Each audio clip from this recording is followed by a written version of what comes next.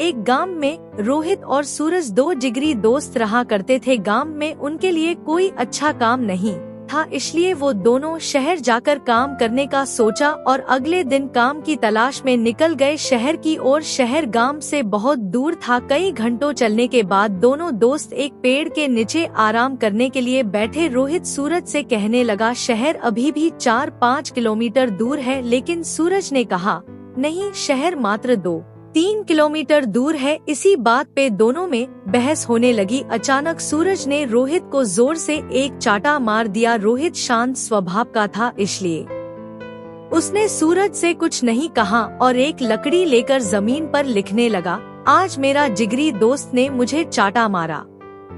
फिर दोनों शहर की ओर चल दिए। अब कोई किसी से बात नहीं कर रहा था। रास्ते में एक छोटी सी नदी आई जिसे उनको पार करके जाना था। सबसे पहले रोहित नदी में उतरा और उसका पैर दलदल में फंस गया। उसने सूरज से मदद मांगी और सूरज जल्दी से भाग के रोहित के पास गया और उसे दलदल से बाहर निकला। फिर दोनों एक साथ नदी पार किया। कुछ दूर जाने के बाद रोहित को एक दीवार नजर आया। उसने एक पत्थर ढूंढ के दीवार पर लिखने लगा, आज मेरे जिगरी दोस्त ने मेरी जान बचाई।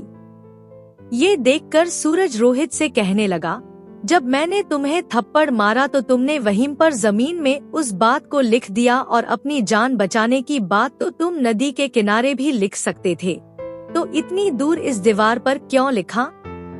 तब रोहित ने जवाब दिया कि किसी की बुरी बातें या बुरा करा कुछ भी अपने मन में जमा करके नहीं रखना चाहिए। इससे उस इंसान के प्रति हमारे मन में नफरत पैदा होती है। इसीलिए जब तुमने मुझे थप्पड़ मारा तो मैंने उसे जमीन पर लिख दिया, क्योंकि कुछ देर बाद हवा चलेगी और वो लिखावट मिट जाएगी।